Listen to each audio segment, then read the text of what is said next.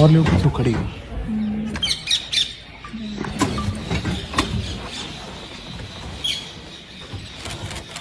अच्छी बात है, अच्छी बात है ना।